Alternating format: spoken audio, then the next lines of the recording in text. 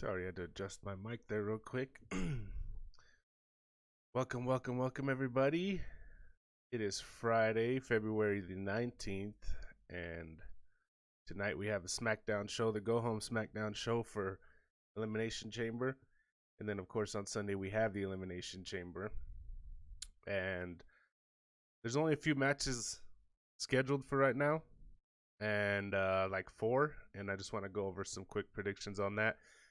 And then just talk about some of the highlights from AEW and NXT, because I did not do a review this week for my minimalistic review, but still wanted to talk about it. But yeah, let's get into it. So we have the 2 Elimination Chamber matches. We'll save those for last. And we have the United States Championship match, triple threat between Bobby Lashley, Riddle, and Keith Lee. And the way I see it happening right now is that Keith Lee will probably win, and Riddle will take the pin, which gets the title off Bobby Lashley, but he doesn't lose. And the reason I say that is because I think they might be priming Bobby Lashley for Drew McIntyre. So Drew McIntyre does not have a WrestleMania opponent yet. Of course, he has to retain the title at Elimination Chamber, but I'll get into that in a second. But I think that Bobby Lashley has looked the strongest out of any heel in WWE besides Roman Reigns right now. And he should, given the booking of this coming match and going forward towards WrestleMania, he should be the guy to face Bobby Lashley for the championship at WrestleMania. Not only because he's been booked so strong, but also because he's been booked so strong. He hasn't lost a match, I don't think. Maybe one in like a tag match or something, but he's been looking really good and looks unstoppable right now. He just destroys Riddle every week, which is why I think Riddle will just take the pin for the Elimination Chamber, or for the championship match at Elimination Chamber. So I'm going to go with Keith Lee winning that, and he's going to pin Riddle, so Bobby Lashley does not look bad or take a loss in that. And of course, losing to Keith Lee wouldn't be that bad because Keith Lee is a monster in himself. As we saw in NXT, he hasn't been booked really that way in WWE at the main roster, but hopefully we can get that fixed and he'll look better going forward with the United States Championship. So there's that.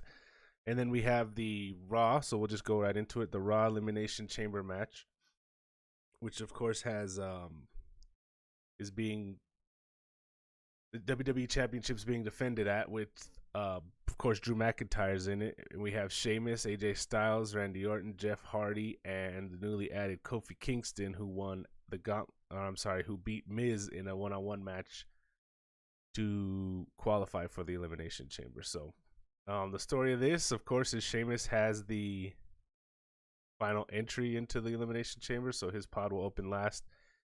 So he'll be the freshest at the end when everybody's dead already.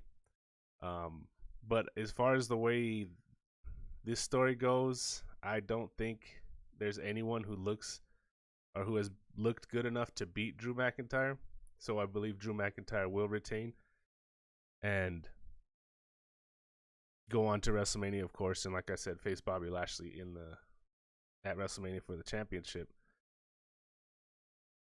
But the rest of the guys in the match, like they all, other than Kofi, they all just got entered into the match just because they were former WWE champions. So that was their whole reason for putting people in the match. And other than Kofi, nobody qualified by doing anything other than just being there. So Kofi won the match against Miz on Monday and he got put in. So he earned it. I guess the other guys have earned it by being former champions or whatever, but it just didn't make sense the way they made that happen. And then on SmackDown, they went ahead and had a bunch of qualifying matches for the spots in the Elimination Chamber. So then again, that's Raw for you. That's how Raw's been the past however long.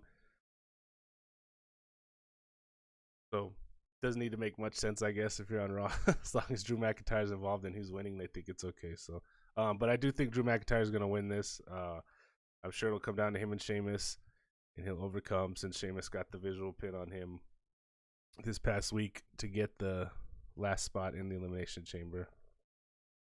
So I'm going to say Drew McIntyre retains, and hopefully will go on to face Bobby Lashley, as I suggested earlier, for the championship at WrestleMania, because Bobby Lashley's been killing it.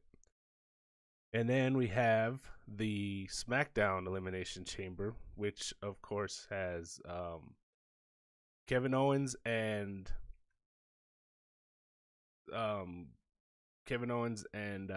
Jey Uso, who were granted into the match by Adam Pearce, who said they don't need to qualify, that they've done enough to qualify for it. But everyone else had a match. Sami Zayn and Baron Corbin are two more people in the match. They won a tag match against the Mysterios to qualify for the match.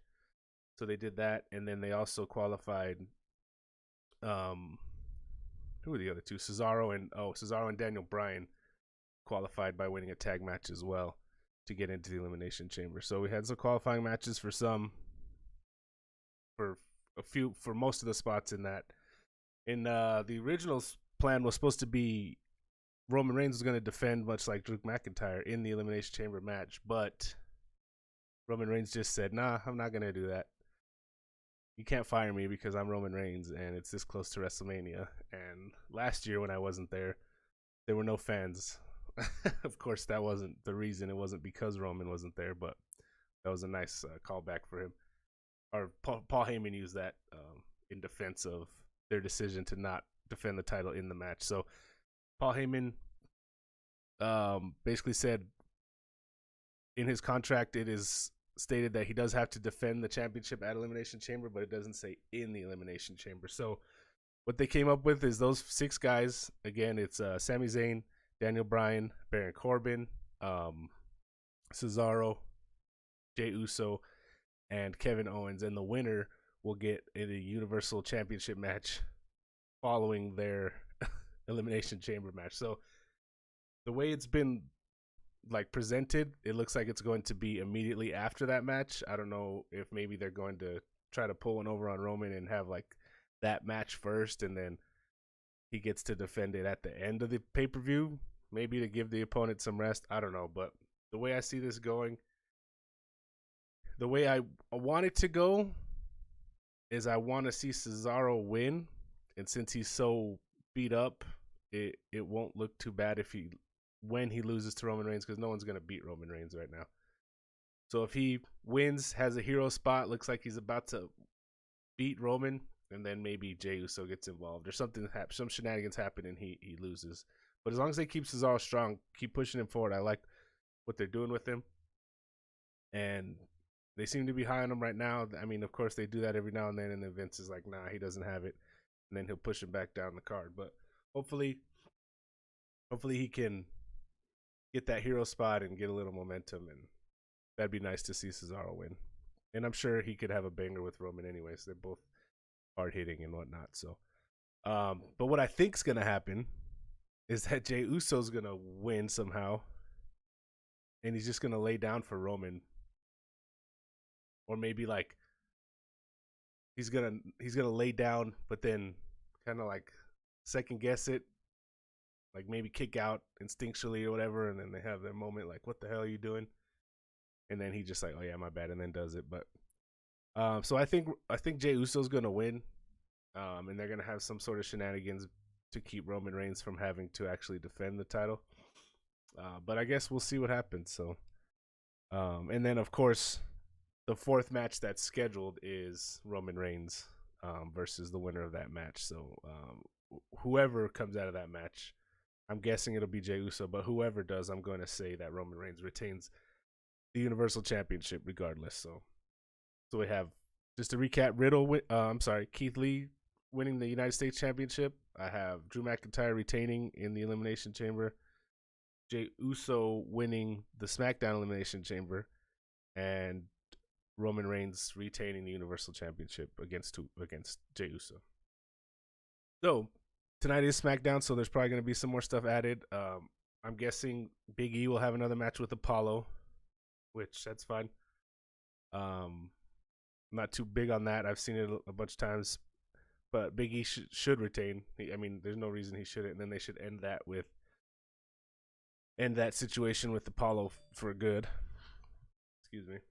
And then I would say they'll probably add some women's matches. I mean, I feel like they have to, right? There has to be a defense. So Asuka versus Lacey can't be happening anymore because Lacey's announced her pregnancy. So maybe they'll find a opponent for Asuka. I don't know who it'll be, but I believe Asuka will retain, seeing as how it's not been built or anything. And then I will say that maybe they won't have Sasha have a match and just save her for WrestleMania. I'm not sure. I don't know what else they'll add. We'll see tonight on SmackDown. But yeah, the one I could almost guarantee is that they'll have a replacement for Asuka, and then Big E and Apollo will have a match for the Intercontinental Championship. So, and if those do happen, I'm not saying they don't know if they will, but if they do, Big E should retain and Asuka should retain. And then we'll just save the big matches and possible losses for WrestleMania for those baby faces. So, yeah, that's Elimination Chamber. I will be covering it. I'll do a post minimalistic review, and then I will also, if things go well, I'll be joining Rated R for Wrestling on a post show, and we're going to be talking about Elimination Chamber right after the show. So I'll do my review on Monday, of course, and then we'll have that out. Hopefully, that's what we're aiming for. So, and then as far as NXT and AEW go, two pretty good shows this week. Some stuff happened that actually mattered. You know, of course, Adam Cole broke mine and everyone else's heart by betraying the Undisputed Era at Vengeance Day. So that was a thread throughout the show, which the show did start off with Kyle O'Reilly looking for answers from Adam Cole, who didn't come out to the ring. Instead, Roddy came out to tell him, this isn't him. It was an emotional response. He didn't mean it. But later in the night, we find out he did mean it. So there is still some tension there with the Undisputed Era. Roddy seems caught in the middle still. Kyle and Adam Cole are at odds, and Adam Cole seems to be wanting to go after the NXT Championship again. With the show ended with Adam Cole attacking both Finn Balor and Kyle O'Reilly. They had a 6-man tag. Balor, O'Reilly, and Strong versus the Kings of NXT, Lorcan, Burch, and Pete Dunne. And Pete Dunne, at the end of that match, got the visual pin on Finn Balor, so there was that. But there was a little help from Adam Cole in that situation, so he caused them the loss. And after the match, he stood tall holding the NXT Championship. So my guess is they're going to go into WrestleMania with a program between Balor and Cole, which, I mean, that's a money matchup for WrestleMania. Those are probably the biggest names you can get out of NXT right now for a WrestleMania Championship match. So I don't see any problem with that. I definitely enjoy that. Cole is still my dude. I love him to death, even though he kind of hurt my feelings and messed up my boy Kyle. But that's wrestling. I like Cole. I like Undisputed Era. Hopefully after WrestleMania we'll get a program with O'Reilly and Cole, and that'll be fantastic. But yeah, some other highlights of the show. Ember Moon and Shotzi Blackheart defeated The Way, and The Way reunited with Austin Theory. He was saved by Johnny Gargano, who noticed a blacked out Windows white van pull up during Shotzi's match with Candice and Indy. Shotzi and Ember Moon versus Candice and Indy. And Johnny Gargano was at commentary, and then they showed on the big screen the white van pulling up. So he went out there to check it out, and he came back with Austin Theory, who was in underwear and tied up. So the family is back together. That's exciting. Santos Escobar skipped out on his match with Karrion Kross. He said, "Nah, I'm not gonna do it. We'll do this on my time. I'm the champ." Even though it's not a championship program, but Santos Escobar was warned by Regal that if he doesn't show up next week, Regal rescheduled the match for next week. If he doesn't show up, he'll be stripped of his title and suspended. So, and then of course Cross backstage was like, "It's a good way to piss me off. You better show up, or it's gonna be really bad for you." So, it was hopefully we're getting Cross versus Escobar next week, which would be great. They're both good. We had Pat McAfee saying, "I told you so" about Adam Cole, but he's still being a heel about it. So that's interesting. But yeah, Pat McAfee's like, he's a scumbag. I've been telling you. That's it. Bronson Reed was bigging up Kushida backstage, saying he's ready to get his hands on the North American Championship, even if Kushida's not ready to let him. They're going to be friendly about it, but they will be at war if it comes down to it. So maybe we'll get Bronson and Kushida. But for that night on Wednesday, we got Kushida versus Tyler Rust, which was very good. Very good, like mat wrestling, chain wrestling kind of match, in which Kushida won when he had Tyler Rust in a like a Kimura, and he had it in real deep. And then Malcolm Bivens came up and quit for Tyler Rust. Tyler Rust didn't tap or say he quit or anything, but his manager Bivens stopped the match to protect his investments. That's what he said. So that was cool. Nothing wrong with that. I really like it. Bivens is tearing it up. Hopefully he can get some more people on his brand, so to speak, and maybe even Bronson Reed.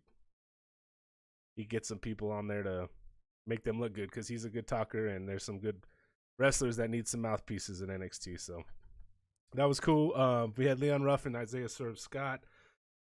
Swerve Scott underestimated Ruff. Ruff ended up beating him with a roll-up, and then Swerve got pissed and kicked his butt after the match. So, Swerve's looking like a bad guy now, and Ruff is still surprised every time he wins a match. So hopefully that doesn't keep up. Casey Catanzaro and Kaden Carter defeated the I'm drawing a blank here. The Robert Stone brand, Aaliyah and Jessica Maya. So, I mean, that's cool. Whatever. After the match, Xia Li came down with Boa or whatever his name is, and she was trying to talk to Kaden was trying to get in her face because she kicked their butts last week. Kaden was like, Casey saved her and was like, "Nah, back up." And then she marked Casey's hand with some paint and then told her, "I will purge you next week." So I think she's going to kill Casey Catanzaro next week. So we will see what happens there. What else happened? Cameron Grimes wrecked his Lamborghini, and he didn't seem to care too much about it because he's stacking money to the moon. So Cameron Grimes is continuing his shenanigans. I love his new direction, his new character. It's pretty awesome. And then Beth Phoenix, this was another big highlight of the show. Beth Phoenix introduced the Dusty Cup Classic winners, both men and women. Of course, for the men, it was MSK. They came out first. They were like, "Hey, happy to be here. We won. Thank you, Beth." And then they bigged up Raquel Gonzalez and Dakota Kai, which was cool. And then they came out, and they were putting themselves over, whatever. And then they're interrupted by the women's tag team champions, Shayna Baszler and Nia Jax. They come down to the ring, and they're like, "Hey, NXT sucks now. It's not like it was when we were here. We're the best." And Raquel and Dakota are like, "Nah, you guys suck. We're going to win those titles off you." And then Nia mentions how Dusty, when he was still alive, called her the biggest, baddest bitch around. And then Raquel was like, "Well, you know what? God rest his soul, but Dusty Rhodes never met me," which I think was an awesome line. She delivered it well. And then when Nia was walking away, she was like, keep talking, watch what you say, or I'm going to take this Dusty Cup Classic boot, shine it up real nice, turn it sideways, and stick it so far up your hole, you'll never be able to get it out, or something like that. But it was basically just a opportunity to mention Nia as a whole again, which has been the running theme ever since she mentioned her hole on Monday last week. So they already ran that into the ground. It was funny that day. Now it's kind of just, I'm over it. But yeah, that was a good segment. The then heels now look like they're the baby faces. That look like a nice turn moment. and I'm excited to see them win the titles. They should definitely win them whenever they have that match, and then they should take them all over to all the brands and just make the women's tag team division what it should be and what it could be and what it hasn't been yet. So that was that. Zoe Sparks debuted in singles match, and she just looks like a complete monster. I'd never seen her before, but she was dominant, and she looks mean and scary and awesome, and I'm all for it. I'm ready to see what she does going forward. And then we had the main event, so that was pretty much the show, and then the main event happened, of course, with Cole and everything. So it was a good show. I really enjoyed it. It was a nice follow-up to Vengeance Day, and makes me wonder what's going to happen next week, of course, with the whole Cole, and I'm very invested in the Undisputed Era thing, and we'll see what happens going forward there. So then, of course, we had AEW Dynamite, which was another good show. Lots happened here that mattered, and stories were progressed, and that's what matters. All I want my pro wrestling to do is matter and mean something. So the show opened up with Hardy and Hangman Page facing and defeating the Hybrid 2. It's a cool match. They're all really good, But after the match, Matt Hardy's like, "Man, I'm glad you signed that." He talked about the contract signing from last week. You signed the contract. It says I get 30% of all the money you're gonna make because he's big money Matt and he's after his money. And then Hangman's like, "Well, not so fast." If you look at the footage, which they replayed, and it showed Hangman pull out his own contract to throw Matt's away while Matt was talking to the camera, and he signed it. They both signed it, and what it said was Hangman gets 100% of Matt Hardy's first quarter earnings if he defeats them in the match they're going to have at Revolution. So that was a nice, smart babyface move. Matt Hardy's like, come on, if you're a real fighter, you'll put something up on the line too. So he convinces him, and he puts up his first quarter earnings as well. So whoever wins, which I'm sure it'll be Hangman Page, will get the other's first quarter earnings. And they both got some action figures coming out, so I'm sure it's going to be lucrative for whoever wins. So that was a good opening. I really like that storyline. I'm very intrigued with it. But after the match, anyways, after all that, the mascot's the one who brought out the contract to show Matt Hardy, the Jaguars mascot. And it turned out to be Isaiah Cassidy. He took off the head, and he started beating up him, and Matt started beating up him and the Hybrid 2 started beating up Hangman Page, and then the whole lot of the Dark Order came down, and they came to save Page, and that continues that storyline as well. They're still trying to get Page in the Dark Order. They haven't given up, and I haven't given up either. I'd love to see him in there. And the cool part was -1 was at the top of the ramp. Like, he came out first, and he was calling all the Dark Order out, waving them out to come save Page. So that was cool. And I like that storyline going as well. Hangman's a star, and can't wait to see him get his just due. So it's great. Good stuff there. Backstage, we had Santana and Ortiz putting themselves over. They have a championship match against the Young Bucks, and they were saying they're going to win, of course. Then the microphone goes over to MJF, who's talking crap about Sami Zayn, saying, why would I do what you think I was doing? Why would I record you? And there's a camera there, blah, blah, blah. Jericho cuts him off. He's like, shut the hell up. Jericho asserted his dominance as the leader of the Inner Circle and was like, just shut up. You caused most of this. This is your fault too. We all know what you were doing. We all saw it. But this is mostly Sami Zayn's fault. So he's not happy with MJF right now, but of course he's not happy with Sami because he left the Inner Circle. But then they had he said that he's dead to him. Jericho said that Sami is dead to him. So they have Proud and Powerful have their match later, and we'll go over that in a little bit. But then Riho, we had a nice, very good women's first round American side of the AEW Women's Championship tournament match with Riho and Serena Deeb, and it was very good. But Riho ended up winning, as she should have. And yeah, it was. I mean, I'm excited to see that. Just kind of sucks that that's the only. There's, 5 matches or so in the first round. They only showed the one on TV, and the other ones are going to be on YouTube, which is unfortunate because one of those features Britt freaking Baker, who's the women's star in AEW, and she's not going to get her first round match on TV. So it is what it is. You know, they only have so much time, I guess. They could have done without the next segment. They had Orange Cassidy defeat Luther, and there was like 5 moves total in the whole match. And it was really nothing to it. It was just Orange Cassidy beating Luther and Chuck Taylor out there as well, and Serpentico doing like a spot or two. But they could have had another women's match in there, I think. Just my opinion. Of course, that's all this is my opinions. But yeah, so that was that. Then they had Team Taz come down, and it was just Taz, Brian Cage, and Hook, because the other guys were snowed in apparently with the big snowstorm.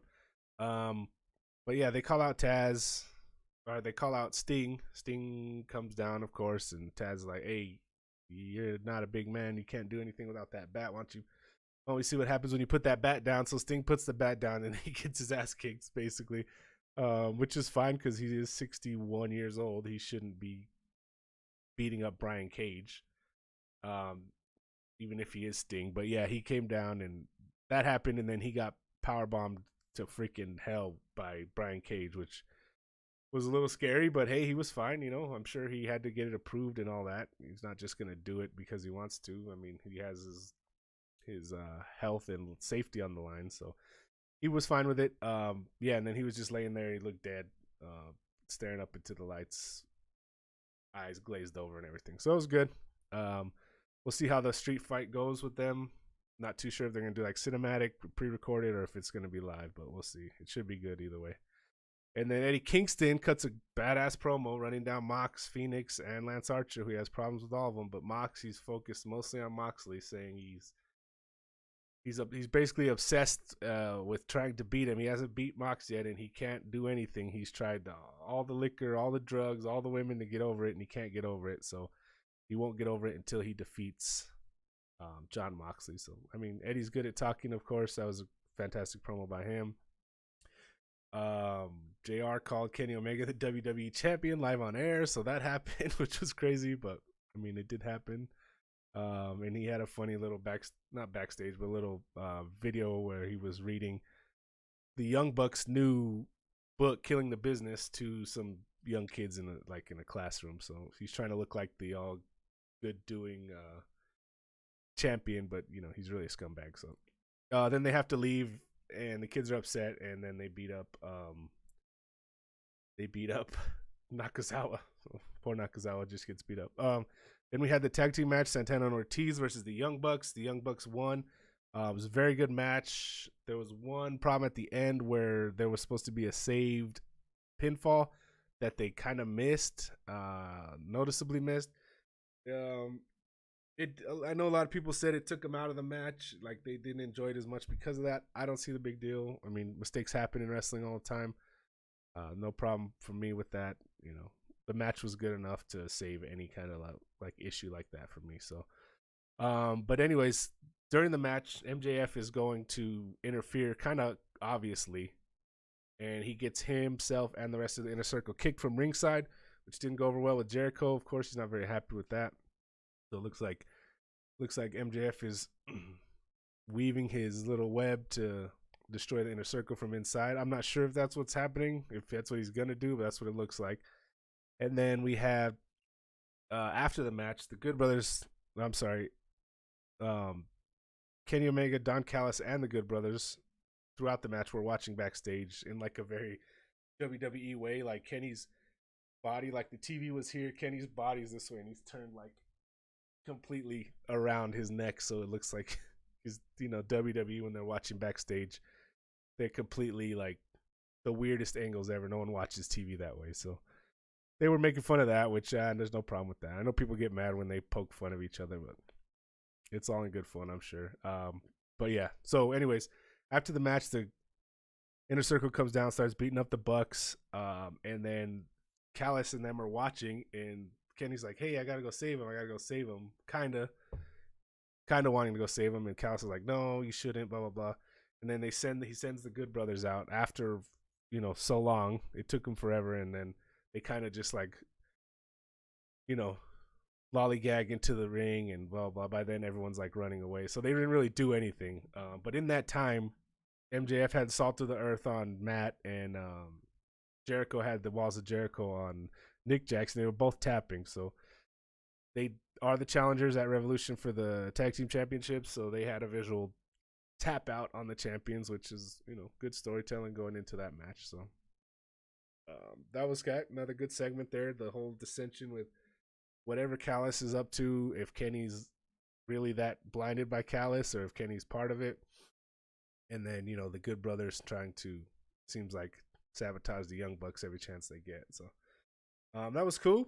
And then FTR defeated the Sydal brothers. And after the match, FTR was going to cut Mike Sydal's hair off. They brought out some scissors, and the lights go out.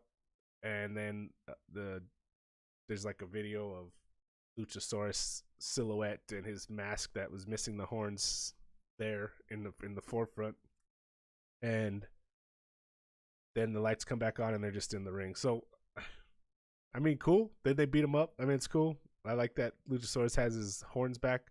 I don't know how effective lights out, lights on thing is for them, but cool. That was that. So and then what's his name? Marco Stunt was just like there, right? I don't remember what happened. I know he got kidnapped by FTR, but I don't remember how he got back. So I mean, that was weird. But yeah, so he's okay apparently. And yeah, I guess maybe they're gonna have a match too at Revolution. I don't remember. They announced a bunch of matches, but I do forget if they were part of one. So and then they announced, like I said, a bunch of matches. They did announce. Oh, that's what it was. It was the FTR. They did announce it. It's not for Revolution. It's for Dynamite. FTR and Tully Blanchard, old man Tully Blanchard, is scheduled for a match against Jurassic Express, and this is the March 3rd AEW Dynamite, which is the same one that Shaq will be on.